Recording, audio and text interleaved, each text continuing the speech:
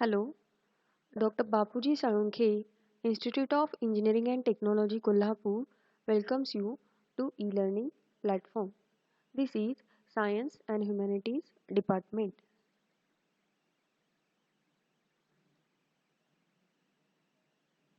In the today's session, we will discuss the subject Basic Science Chemistry and myself, Miss N.S. Patil, conduct today's session. The today's session will be on the catalysis. आपण आजच्या सेशनमध्ये काय discuss करणार आहोत? कॅटॅलिसिस म्हणजे काय असतं हे काय करणार आहोत? डिस्कस करणार आहोत. First, we will see the learning outcome of this concept. And the learning outcome of this concept is you are able to select the relevant catalyst for given application. Okay. म्हणजे आपण कॅटॅलिसिसमध्ये catalyst म्हणजे काय, कॅटॅलिसिस कशा पद्धतीने carry out करायचं असतं हे discuss करणार आहोत. आणि हे डिस्कशन झाल्यानंतर तुम्ही काय करू शकाल, एखाद्या आपण इंडस्ट्रीमध्ये वेगवेगळ्या प्रोसेसेस कॅरी आउट करत असतो, तर अशा प्रोसेसेस कॅरी आउट करत असताना आपल्याला कुठला कॅटॅलिस्ट वापरता येईल हे तुम्ही काय करू शकता, सिलेक्शन करू शकता. Now first we will see what is mean by catalyst. Okay, catalyst म्हणजे काय आपण पहिल्यांदा डिस्कस करूया. बघा, द सबस्टन्स विच अल्टर करणं म्हणजे काय करणं, चेंज करणं. ओके, सबस्टन्स काय करतो, अल्टर करणं, चेंज करणं किंवा मॉडिफाय करणं. Okay, the substance which alters the rate of chemical reaction without change in its mass and composition is called as catalyst. Okay, म्हणजे कॅटॅलिस्ट हा असा सबस्टन्स आहे जो काय करतोय, केमिकल रिॲक्शन जी आहे, केमिकल रिॲक्शन त्याचा रेट जो आहे, स्पीड जो आहे, तो स्पीड काय करतो, अल्टर करतोय म्हणजे बदलतोय. ओके, मग तो इन्क्रीज पण करू शकत असेल किंवा डिक्रीज करू शकेल. ओके, अशा सबस्टन्सला काय म्हणायचं आहे, कॅटॅलिस्ट म्हणायचं आहे. लक्षात आलं का? म्हणजे कॅटॅलिस्ट हा सबस्टन्स काय करतो, केमिकल रिॲक्शन ज्या आहेत त्या केमिकल रिॲक्शनचा काय करत असतो, रेट, स्पीड जो आहे तो काय करतोय, बदलतोय. मग आयदर तो इन्क्रीज करू शकेल किंवा काय करेल, डिक्रीज करेल. ओके, मग हा जो स्पीड बदल करणार आहे, ओके, तो स्पीड बदल करत असताना पुढे काय म्हटलंय बघा, without change in its mass and composition. Okay, म्हणजे तो एखाद्या केमिकल रिॲक्शनचा स्पीड काय करतोय, बदलतोय. पण हा बदल करत असताना त्याच्या स्वतःचं जे मास आहे, त्याचं जे वजन आहे, त्या मासमध्ये आणि त्याचं कंपोजिशन, त्याचं स्वरूप, तो कशापासून बनलेला आहे, दॅट इज कंपोजिशन. तर त्याच्या स्वतःमध्ये स्वतःचं मास असेल किंवा त्याचं कंपोजिशन असेल, त्याच्यामध्ये काहीही बदल होत नाही. लक्षात आलं का? म्हणजे इथे थोडक्यात काय, एखाद्या केमिकल रिॲक्शनमध्ये आपण असा सबस्टन्स वापरला की ज्या सबस्टन्समुळं त्या केमिकल रिॲक्शनचा स्पीड काय झाला, बदलला. ओके, पण स्पीड केमिकल रिॲक्शनचा बदललाय, पण त्या कॅटॅलिस्टमध्ये स्वतःमध्ये काहीही बदल होत नाही. म्हणजेच काय, without change in its mass and composition is called as catalyst. कळाली डेफिनेशन, लक्षात आली का तुमच्या? The substance which altars the rate of chemical reaction without change in its mass and composition is called as catalyst. म्हणजे catalyst हा असा substance आहे की जो काय करतो, केमिकल रिॲक्शनचा स्पीड काय करतो, रेट काय करतोय, बदलतोय. आणि हे करत असताना त्याच्या स्वतःमध्ये, त्याच्या स्वतःच्या मास आणि कंपोजिशनमध्ये काहीही बदल होत नाही. ओके, आता वरच्या डेफिनेशन वरून आपल्याला लक्षात येते बघा, काय लक्षात येते, that catalyst affects only on the rate of reaction.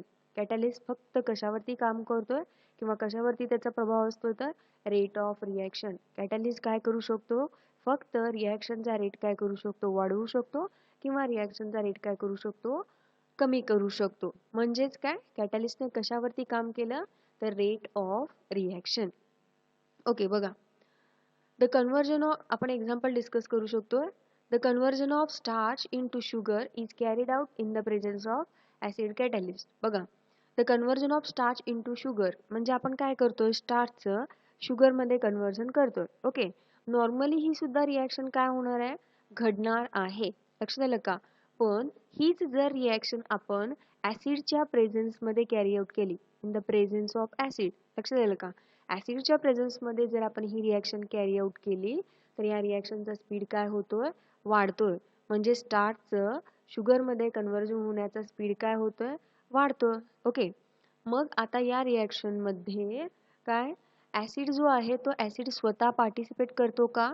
नाही. फक्त त्याच्या प्रेझेन्समुळं त्या रिॲक्शनचा स्पीड काय होतोय? वाढतोय. म्हणून आपण इथं ऍसिडला काय म्हणणार आहोत? कॅटॅलिस्ट म्हणणार आहोत. लक्षात आहे? तसंच आहे the decomposition of H2O2 hydrogen peroxide in the presence of alkaline solutions as a catalyst. आता डिकम्पोजिशन करणं म्हणजे ब्रेक करणं, स्प्लिट करणं. आपण काय करतो? हायड्रोजन पेरॉक्साईड म्हणजे H2O2 चं काय करतो? ब्रेकिंग करतो, डिकम्पोजिशन करतो. ओके. आणि ह्याचं डिकम्पोजिशन झाल्यानंतर आपल्याला काय मिळतं? वॉटर आणि ऑक्सिजन. ओके. मग ही प्रोसेस नॉर्मली पण घडत असते, नॉर्मल स्पीडनी. पण जर हीच प्रोसेस आपण एखाद्या अल्कलाइन सोल्युशनच्या म्हणजे बेसच्या प्रेझेन्समध्ये कॅरी आउट केली तर या रिॲक्शनचा स्पीड काय होतोय? वाढतोय. लक्षात आलं का? आणि ही रिॲक्शन आपण ज्यावेळी कॅरी आउट करतो, इथं पहिल्या केसमध्ये ऍसिड असेल किंवा दुसऱ्या केसमध्ये बेस असेल, तर त्यांच्या स्वतःमध्ये काहीही चेंजेस होत नाही. म्हणजे त्यांचं मास सुरुवातीला आपण जेवढी क्वांटिटी घेतली तेवढीच क्वांटिटी शेवटी पण राहणार आहे, किंवा ते जसं स्वरूप आहे त्यांचं कंपोजिशन सुद्धा काय राहणार आहे? सेम राहणार आहेत. मग असे जे सबस्टन्स आहेत की ज्यांच्या प्रेझेन्समुळं रेट ऑफ केमिकल रिॲक्शन काय होतोय? अल्टर होतोय, बदलतोय, अशा सबस्टन्सेसना काय म्हणायचं आहे? कॅटॅलिस्ट. लक्षात येतंय? बघा आता इथं ऍसिड कॅटॅलिस्ट वापरला आपण पहिल्या रिॲक्शन मध्ये, इथं अल्कलाइन आहे. असे जे सबस्टन्स काय करतात? रेट ऑफ रिॲक्शनना अल्टर करतात, त्यांना काय म्हणायचं? कॅटॅलिस्ट. ओके. म्हणजे काय? कॅटॅलिस्टच्या प्रेझेन्समुळं केमिकल रिॲक्शनचा रेट काय करतो? बदलतो. आणि कॅटॅलिस्टच्या स्वतःच्या मासमध्ये आणि कंपोजिशनमध्ये काहीही बदल होत नाही. बघा, now we will see what is meant by catalysis. Catalysis म्हणजे काय डिस्कस करूया. बघा, the process in which catalyst is used to alter the rate of chemical reaction is known as catalysis. म्हणजे ज्या केमिकल रिॲक्शन मध्ये catalyst वापरला जातो, ज्या केमिकल रिॲक्शन मध्ये कॅटॅलिस्ट वापरला जातो त्या केमिकल रिॲक्शनला काय म्हणणार आहोत आपण? कॅटॅलिसिस. लक्षात येतंय? मग आपण आता जी दोन डिस्कस केली एक्झाम्पल्स, त्यांना त्या केमिकल रिॲक्शन्सना आपण काय म्हणू शकतो? कॅटॅलिसिस. कारण त्यांच्यामध्ये आपण काय वापरलाय? कॅटॅलिस्ट वापरलाय to alter the rate of chemical reaction. त्या केमिकल रिॲक्शनचा स्पीड बदलण्यासाठी आपण तिथं काय केला? कॅटॅलिस्ट वापरला. म्हणून त्या रिॲक्शनला काय म्हणायचंय? कॅटॅलिसिस. बघा, there are different types of catalyst. आता कॅटॅलिस्टचे टाइप सुद्धा आहेत. बघा, catalyst can be classified as follows. बघा, catalyst चे तीन टाइप्स आहेत. First one is the positive catalyst, second one is the negative catalyst and third one is the auto catalyst. Okay. Positive, negative and auto catalyst. आता one by one आपण discuss करूया. Positive catalyst. The catalyst which increases the rate of chemical reaction is called as positive catalyst. Okay. आता इथे स्पष्ट म्हणलंय बघा, increases म्हणजे काय करणं? वाढवणं. म्हणजे जो कॅटॅलिस्ट केमिकल रिॲक्शनचा स्पीड काय करतो? रेट काय करतो? वाढवतो. त्या कॅटॅलिस्टला काय म्हणायचं? Positive catalyst. लक्षात आलं? The catalyst which increases the rate of chemical reaction is called as positive catalyst. Okay. आणि the process is known as positive catalysis. आणि त्या केमिकल रिॲक्शनला मग आपण काय म्हणणार? Positive catalysis. लक्षात आलं का? रिॲक्शनचा स्पीड जर वाढला तर त्या कॅटॅलिस्टला काय म्हणायचं? Positive catalyst. आणि त्या रिॲक्शनला काय म्हणणार आपण? पॉझिटिव्ह कॅटॅलिसिस. ओके. आता आपण एक्झाम्पल्स डिस्कस करूयात, मग आपल्या लक्षात येईल. बघा, the rate of combination of hydrogen and oxygen two form water is increased by using platinum black catalyst. Okay. बघा, the rate of combination म्हणजे काय? आपण इथं हायड्रोजन आणि ऑक्सिजन या दोघांना काय करणार आहोत? कंबाईन करणार आहोत, एकत्र करणार आहोत टू फॉर्म वॉटर. आणि त्यांच्यापासून काय तयार करणार आहोत? आपण वॉटर तयार करणार आहोत. ओके. मग आता ही रिॲक्शन नॉर्मल स्पीडला पण नॉर्मली पण घडणार आहे विदाउट कॅटलिस्ट. ओके. मग बघा, हायड्रोजन आणि ऑक्सिजन हे कंबाईन होतील आणि त्यांच्यापासून आपल्याला काय मिळेल? वॉटर मिळेल. पण हीच रिॲक्शन जर आपण प्लॅटिनम ब्लॅकच्या प्रेझेन्समध्ये कॅरी आउट केली, ओके, म्हणजे ही रिॲक्शन घडत असताना आपण तिथं प्लॅटिनम ब्लॅक जर वापरलं तर या रिॲक्शनचा रेट वाढतो. म्हणजे हे वॉटर तयार होण्याचा स्पीड काय होतो? वाढतो. लक्षात आलं का? मग इथं प्लॅटिनम जो आहे त्याच्या प्रेझेन्समुळं, म्हणजे तो इथं असल्यामुळं फक्त या रिॲक्शनचा स्पीड किंवा रेट काय झाला? वाढला. ओके. आता इथं प्लॅटिनमनं स्वतः रिॲक्शनमध्ये पार्टिसिपेट केले का? आता हे आपण इथं लिहिलंय H2 आणि ऑक्सिजन हे काय आहेत? रिॲक्टंट आहेत. म्हणजे हे रिॲक्शनमध्ये भाग घेतात. आणि हे इकडचे दोन आहेत त्यांना आपण काय म्हणतो? प्रोडक्ट. म्हणजे या दोघांची रिॲक्शन झाल्यानंतर हे आपल्याला मिळालं. ओके. आता आपण हा जो प्लॅटिनम आहे इथे आपण रिॲक्टंट मध्ये लिहिलाय का? नाही. म्हणजे तो स्वतः रिॲक्शन मध्ये पार्टिसिपेट करतो का? नाही. लक्षात आलं का? रिॲक्शन मध्ये पार्टिसिपेट कोण कोण करतंय? इथं आपण लिहिलेला H2 हायड्रोजन आणि ऑक्सिजन. ओके. मग ह्या दोघांची रिॲक्शन जर आपण प्लॅटिनमच्या प्रेझेन्स मध्ये कॅरी आउट केली तर रिॲक्शनचा स्पीड काय होतोय? वाढतोय. म्हणून आपण प्लॅटिनमला इथं काय म्हणणार आहोत? Positive catalyst. ओके. आता बघा, इथं प्लॅटिनमनं रिॲक्शन मध्ये भाग घेतलाय का? नाही. मग ह्याचं मास काय चेंज होईल का? नाही होणार. आणि त्याचं कंपोजिशन सुद्धा ॲज इट इज राहील. लक्षात आलं का? म्हणजे इथं हा प्लॅटिनम जो आहे त्याचं मास आणि कंपोजिशन काय राहणार आहे? सेम राहणार आहे. पण ड्यू टू इट्स प्रेझेन्स, फक्त त्याच्या प्रेझेन्समुळं काय होणार आहे? रिॲक्शनचा रेट वाढणार आहे. म्हणून आपण याला काय म्हणणार आहोत? Positive catalyst. ओके. आता अजून एक आपण एक्झाम्पल डिस्कस करू शकतो. The rate of decomposition of potassium chromate to liberate oxygen is increased by using MnO2 as a catalyst. Okay. The rate of decomposition. Decomposition होणं म्हणजे स्प्लिटिंग करणं, त्याला ब्रेक करणं. ओके. आता पोटॅशियम क्रोमेट जो आहे, पोटॅशियम क्रोमेटचं आपण डिकम्पोजिशन केलं तर आपल्याला काय मिळतं? ऑक्सिजन मिळतो. ओके. आणि दुसरा एक प्रोडक्ट मिळतो KCl, पोटॅशियम क्लोराईड. ओके. मग ह्या रिॲक्शन मध्ये जर आपण MnO2 हा कॅटलिस्ट वापरला, म्हणजेच काय? ही रिॲक्शन आपण MnO2 च्या प्रेझेन्स मध्ये कॅरी आउट केली तर या रिॲक्शनचा स्पीड म्हणजे पोटॅशियम क्लोराईड आणि ऑक्सिजन तयार होण्याचा स्पीड काय होतोय? वाढतोय. लक्षात आलं का? म्हणजे पोटॅशियम क्रोमेट पासून आपण हा जो ऑक्सिजन असेल आणि हा जे पोटॅशियम क्लोराईड आहे हे तयार होण्याचा स्पीड काय होतोय? वाढतोय. ओके. कुणाच्या प्रेझेन्स मध्ये? MnO2 च्या प्रेझेन्स मध्ये. ओके. म्हणून इथं आपण MnO2 ला, मॅंगनीज ऑक्साईडला काय म्हणणार आहे? Positive catalyst. कारण त्याच्या प्रेझेन्स मुळे या रिॲक्शनचा स्पीड काय झाला? वाढला. ओके. म्हणून याला काय म्हणायचं? Positive catalyst. आता आपण आपल्या डेली लाईफ मधलं आपलं स्वतःचं सुद्धा एक्झाम्पल घेऊ शकतो. मग आपण नेहमी अभ्यास करत असतो. मग सपोज एखादा आपला मित्र असेल किंवा आपल्या वर्गातला एखादा मुलगा किंवा मुलगी असेल, ती जर खूप जास्त अभ्यास करत असेल तर आपल्याला सुद्धा वाटतं की आपण सुद्धा त्याच्यासारखा अभ्यास करावा, त्याच्यासारखे आपल्याला सुद्धा चांगले मार्क्स मिळावेत. ही फिलिंग आपल्याला येत असते. ओके. मग आपण काय करत असतो? आपल्या मित्राचं किंवा आपल्या क्लासमधला टॉपर असेल त्याचं बघून आपण त्या पद्धतीने अभ्यास करायला चालू करतो. ओके. मग आपला सुद्धा अभ्यासाचा स्पीड वाढतो आणि आपल्याला सुद्धा चांगले मार्क्स मिळतात. म्हणजे इथं तुमचं अभ्यास करण्याचं स्पीड किंवा तुमची अभ्यास करण्याचं टाइम असेल ते काय झालंय? वाढले. ओके. मग ते कशामुळं वाढलं? तर तुमच्या मित्रामुळं. लक्षात आलं का? कारण त्याला अभ्यास करताना बघून आपल्याला सुद्धा काय वाटू शकतं की हा बाबा आपण पण अभ्यास करावा. म्हणजे इथं तुमचा अभ्यास करण्याची आवड असेल किंवा अभ्यास करण्याचा स्पीड असेल तो वाढलाय. कुणामुळं? तुमच्या मित्रामुळं. लक्षात आलं का? तुमच्या मित्रानं येऊन तुमचा अभ्यास कंप्लीट केलाय का? नाही. पण ड्यू टू हिज प्रेझेन्स, म्हणजे त्याच्या प्रेझेन्समुळं त्याच्याकडे बघून आपला अभ्यास करण्याची इच्छा निर्माण झाली, आपण जास्त अभ्यास केला. म्हणून अशा केसमध्ये तुम्ही तुमच्या मित्राला काय म्हणू शकता? Positive catalyst. कारण त्याच्या प्रेझेन्समुळं फक्त आपला अभ्यास करण्याचा स्पीड असेल किंवा अभ्यास करण्याची आवड असेल ती वाढलेली आहे.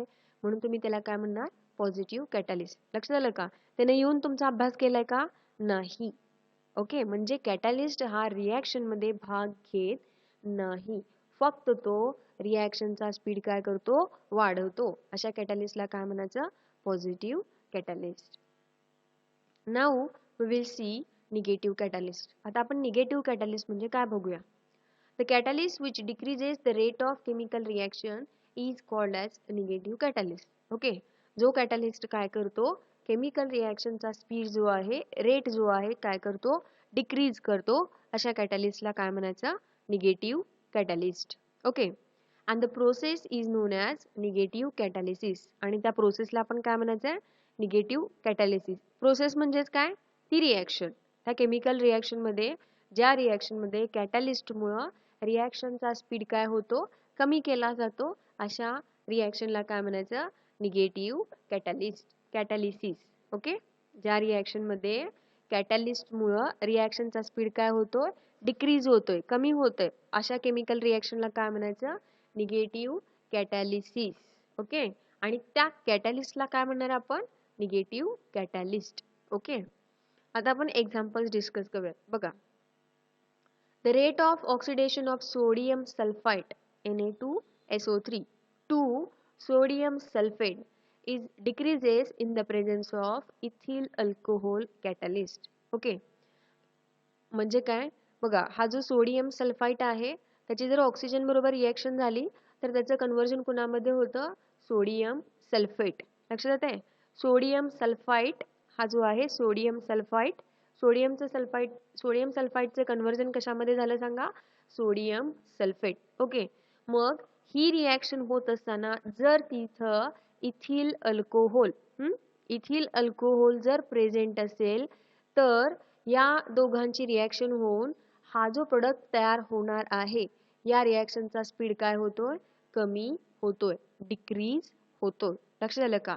म्हणून आपण इथिल अल्कोहोलला काय म्हणणार आहोत? Negative catalyst. लक्षात आलं का? इथं सुद्धा या इथिल अल्कोहोलनं रिॲक्शन मध्ये पार्टिसिपेट केले का? नाही, फक्त त्याच्या प्रेझेन्समुळं या रिॲक्शनचा स्पीड काय झाला? कमी झालेला आहे, डिक्रीज झालेला आहे. म्हणून हा जो इथिल अल्कोहोल आहे त्याला आपण काय म्हणणार आहोत? Negative catalyst. ओके, आणि हे रिॲक्शन होत असताना ह्या कॅटॅलिस्ट मध्ये, म्हणजे ह्याचं वजन, मास असेल किंवा ह्याचं कंपोजिशन सुद्धा काय होत नाही? चेंज होत नाही. म्हणजे थोडक्यात जो कॅटॅलिस्ट रिॲक्शनचा स्पीड डिक्रीज करतोय, रेट डिक्रीज करतोय, अशा कॅटॅलिस्टला काय म्हणायचं? Negative catalyst. अजून एक तुम्ही एक्झाम्पल घेऊ शकताय. Oxidation of chloroform to give poisonous phosgene gas can be suppressed by using 1% ethanol solution as a negative catalyst. Okay, बघा, ऑक्सिडेशन ऑफ क्लोरोफॉर्म, आपण क्लोरोफॉर्म ऐकलं असेल बघा. क्लोरोफॉर्मच्या जास्त कॉन्टॅक्टमध्ये गेलं की आपल्याला काय होतं? आपण बेशुद्ध होऊ शकतो किंवा आपल्याला चक्कर यायला चालू होते. ओके, कारण का? बघा, ज्यावेळी क्लोरोफॉर्मची ऑक्सिजन बरोबर रिॲक्शन होते त्यावेळी there is formation of poisonous phosgene gas. Okay, आपण आपल्याला चक्कर येते किंवा आपल्याला गुंगे आल्यासारखं होतं, तर ते कशामुळं? कारण जेव्हा क्लोरोफॉर्मची ऑक्सिजन बरोबर रिॲक्शन होते त्यावेळी there is formation of poisonous phosgene gas. तिथं काय तयार होतं? पॉयझनस गॅस तयार होतो. लक्षात आलं का?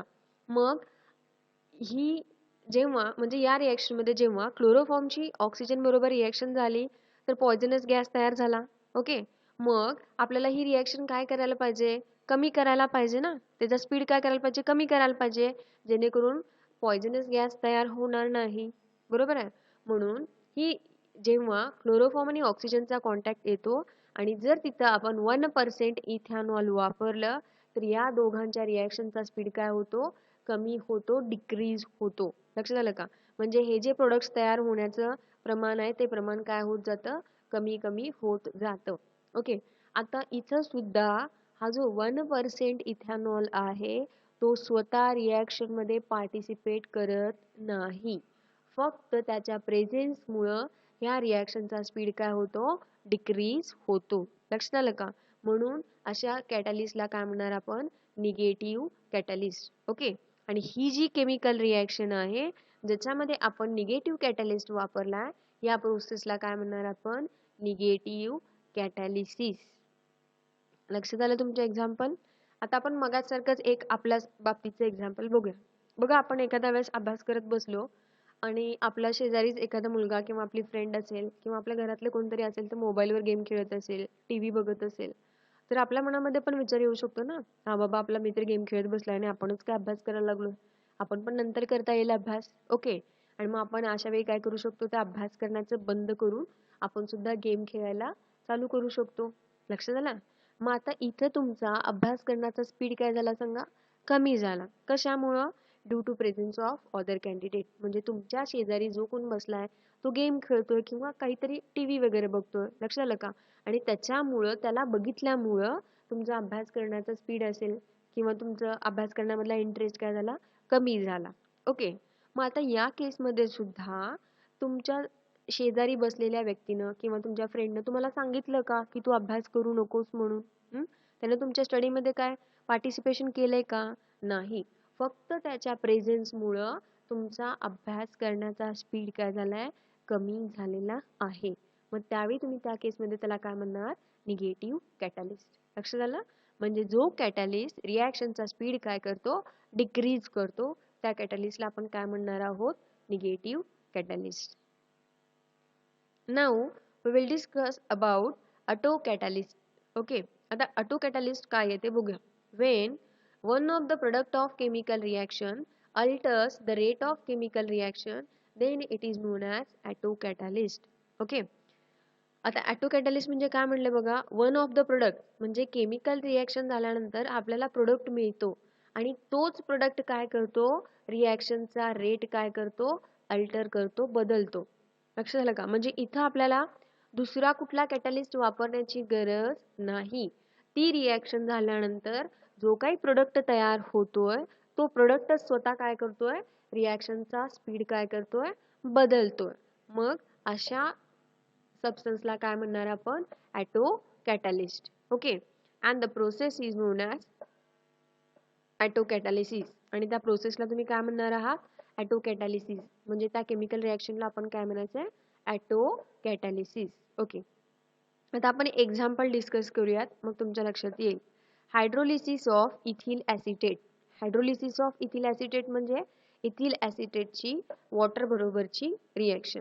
बघा, during the hydrolysis of ethyl acetate one of the product that is acetic acid acts as an ऑटोकॅटॅलिस्ट. बघा, during the hydrolysis of ethyl acetate म्हणजे इथिल ॲसिटेटची वॉटर बरोबर रिॲक्शन होत असताना, जेव्हा इथिल ॲसिटेटची वॉटर बरोबर रिॲक्शन होते त्यावेळी आपल्याला दोन प्रोडक्ट मिळतात. कुठलं कुठलं? फर्स्ट वन आहे ॲसिटिक ॲसिड आणि इथं आपल्याला काय मिळाले आहे, इथेनॉल मिळालेलं आहे. लक्षात आलं? म्हणजे इथिल ॲसिटेटची वॉटर बरोबर रिॲक्शन म्हणजेच काय, हायड्रोलिसिस. त्याचं हायड्रोलिसिस होत असताना आपल्याला दोन प्रोडक्ट मिळाले. फर्स्ट वन कोण मिळाला, ॲसिटिक ॲसिड, आणि दुसरा कोण मिळाला, इथेनॉल. ओके. किंवा इथेनॉल म्हणू शकता. ओके. मग आता या केसमध्ये इथं जो ॲसिटिक ॲसिड तयार झालेलं आहे, हे काय आहे सांगा, प्रोडक्ट आहे. आता ॲसिटिक ॲसिड तयार झाल्यामुळं ह्या रिॲक्शनचा रेट काय होतोय, इन्क्रीज होतोय. लक्षात आलं का? पहिल्या स्टेपमध्ये पहिला प्रोडक्ट आपल्याला हे दोघं मिळाले. आता यातलं ॲसिटिक ॲसिड आहे ते काय म्हणून काम करते, कॅटॅलिस्ट म्हणून काम करते आणि रिॲक्शनचा स्पीड काय करते, वाढवते. लक्षात आलं का? म्हणजे आपण इथं सेपरेट दुसरा कुठला कॅटॅलिस्ट वापरलाय का, नाही. तर या केसमध्ये रिॲक्शन झाल्यानंतर जो आपल्याला प्रोडक्ट मिळालेला आहे तो प्रोडक्ट काय करतो, स्वतः कॅटॅलिस्ट म्हणून काम करतो. ओके. मग अशा रिॲक्शन्सना आपण काय म्हणायचं आहे, ऑटोकॅटॅलिसिस. आणि तुम्ही या सबस्टन्सला म्हणजे या केसमध्ये कोण आहे सांगा, ॲसिटिक ॲसिड. या ॲसिटिक ॲसिडला काय म्हणणार तुम्ही, ऑटोकॅटॅलिस्ट. लक्षात आलं का? समजलं तुम्हाला?